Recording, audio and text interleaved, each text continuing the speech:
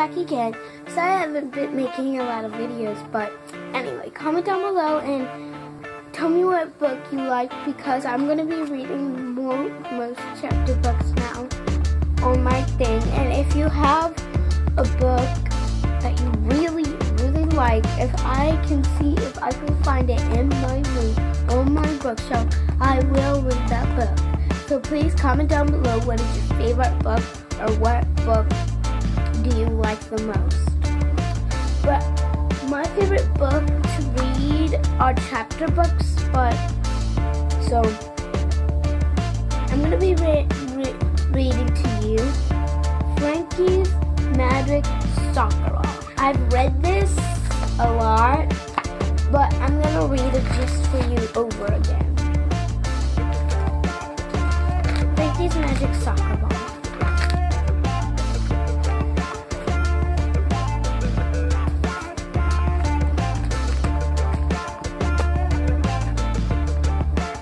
Welcome to a fantastic fantasy redo, the greatest soccer competition ever held in this world or any other. You'll need 4 on a team, so choose carefully. This is a lot more serious than a game in the park. You'll never know who your next opponents will be or where you'll face them. So lace up your cleats, players, and good luck. The whistle's about to blow. The ref.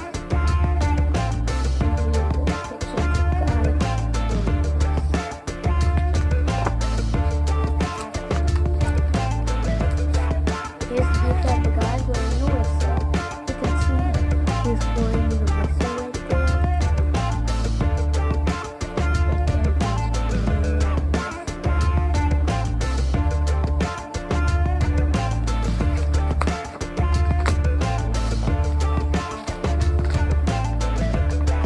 That wasn't even chapter 1. Just wasting my breath. Chapter 1. Did we go in 2? Frankie asked. Maybe Louis got lost. Nah, said Charlie, glancing toward the haunted house. She'll be out soon. Frankie and Charlie were still standing by the exit, waiting for their friend Louis. The sun was dropping behind the Ferris wheel, and soon the carnival would be shutting down for the year and leaving town. Not scared, are you? Said Frankie. Charlie blushed, and all his freckles stood out. Of course not. Frankie grinned. He remembered that Charlie hadn't wanted to go in last year either. It was pretty scary. There were walking skeletons, dangling spiders, and wailing ghosts. He would have gone in again today with Louis, but it cost $1 and he only had 50 cents left. There's the picture of them at the carnival. I still can't figure out who is Louis and who is Frankie.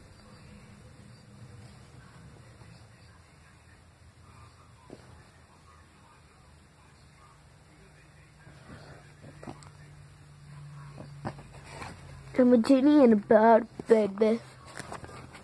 Take a picture.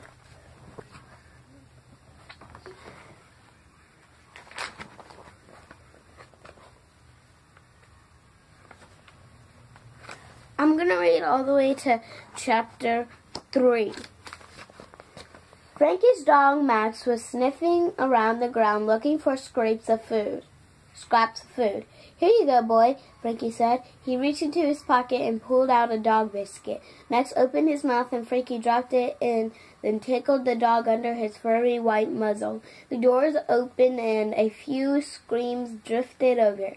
Then a balding man with pale skin and wide eyes stumbled out. It was their gym teacher, Mr. Donald.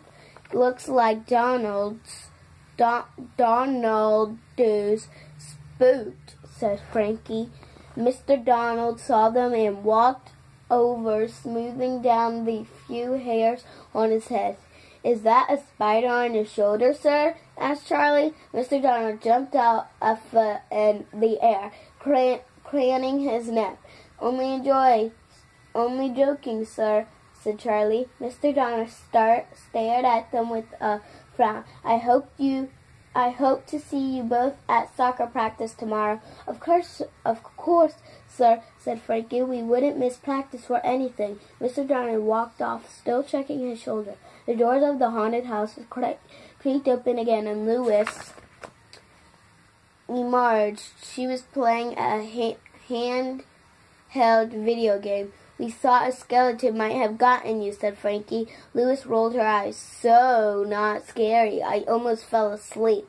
Frankie checked his watch and saw it was nearly 4:45. We should go home. My mom wants me back by 5:30. Mine too, said Louis. They made their way past the bumper cars and the ring toss. Their friend Cobb from school was standing behind a rope, trying to knock the tin cans off their stands with baseballs.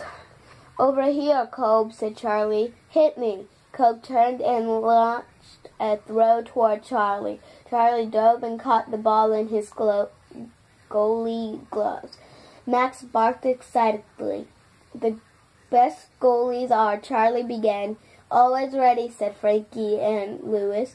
They'd heard it a gazillion times. Charlie threw the ball back. He never took his gloves off, except when the teachers forced him to. He said he even slept wearing them. Charlie might have been small, but Frankie knew he was the best goalie in their grade at school, probably better than anyone in the grade above too. Win any prizes, Cobb, said Frankie. His friend shook his head. Nope, I've hit the cans, but they don't fall off. Watch. He crouched like a baseball pitcher and hurled a ball. It smashed right into a can that didn't even wobble.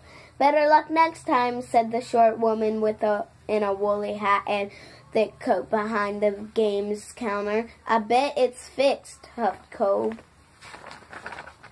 I'm actually going to read just chapter 2 because there's a lot of pages. Phew, we got like maybe 6 more pages.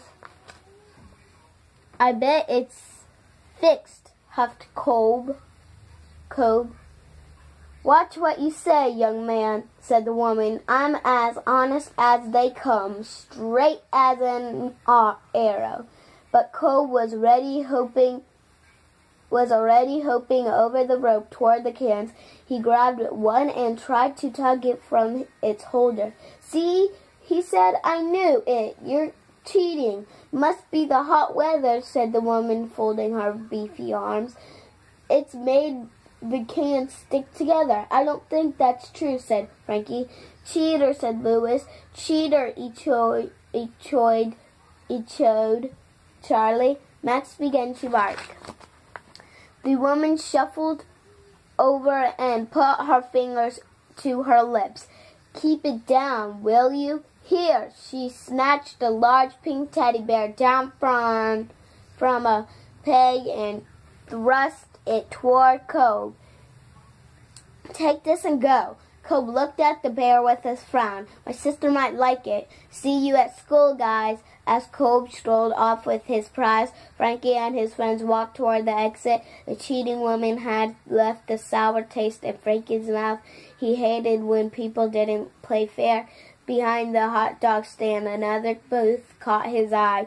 It had a painted sign with a soccer ball whizzing through the air. How come I didn't notice it earlier?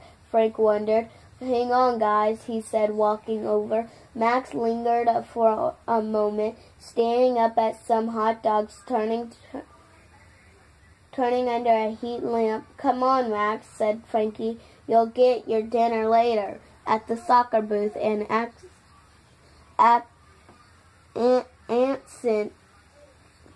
accent man with bushy gray hair was up on a ladder, about to take down the sign. It is too late to play, Frankie asked.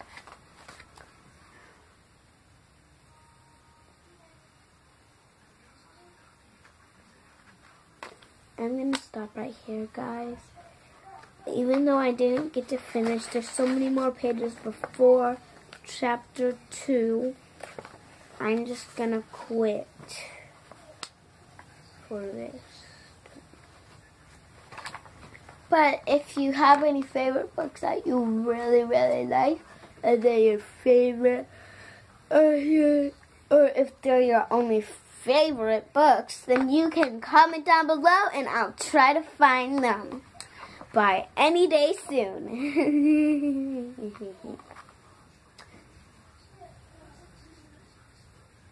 So, remember, if you haven't subscribed, I'm talking like you, so subscribe, okay?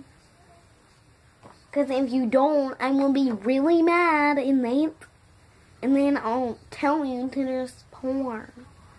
Because I know you hate dressing porn. So in your faces. Bye guys.